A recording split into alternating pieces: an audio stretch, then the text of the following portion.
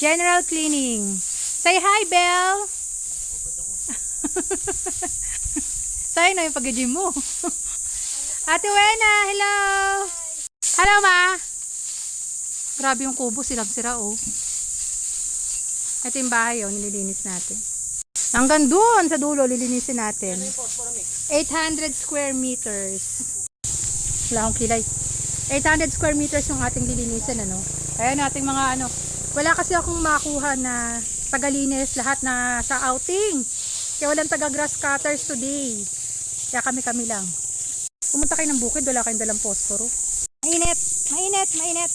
Pasok tayo sa loob ng gate. Kami tayong kubo dito. Ayun, may basketball. Arena pa tayo. O, ito na ang ating mga kiddos. Hello, Wing. Hello, Fame. How are you there? Lobat na ako.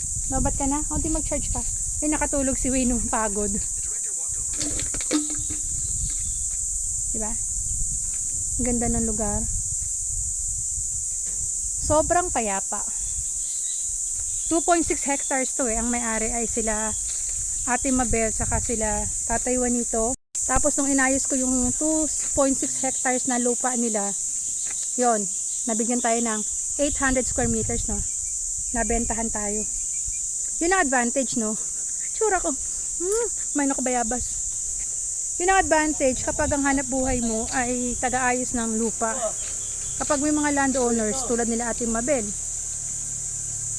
mga farmers na nagpapaayos ng transfer,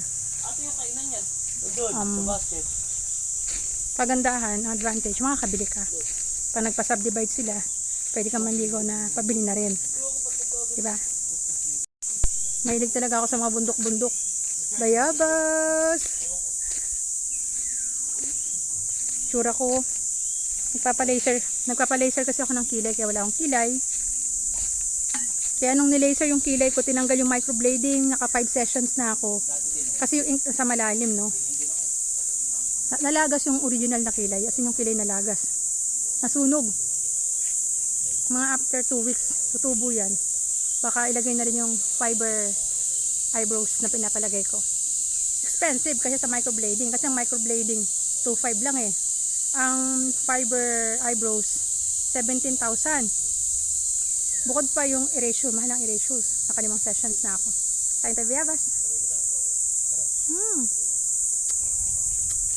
Look at the basketball court. Pinapaninis ko yung bahay natin.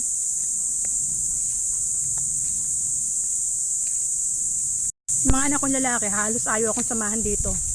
Kasi, mga gym buddies, lagi na sa gym. So kung nasa bukid sila, hindi sila makapag-gym. Sabi ko mag-jogging na lang. May dala pa siyang ibon, no? Yan ang jogging nila. Mula doon hanggang doon sa Malangaan River. Pwede sila mag-jogging dito. Yung lupa natin na 800 square meters. High view yan, nasa taas. Ayun, nasa taas. Diba?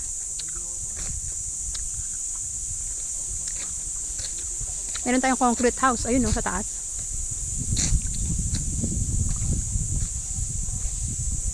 Pwede kang mag-alaga ng manok, ng baboy. Kaya sabi natin afford yun kasi magtrabaho. Baka itong bahay natin dito, uwian lang namin to siguro ng once a week. Baka swerte na once a month.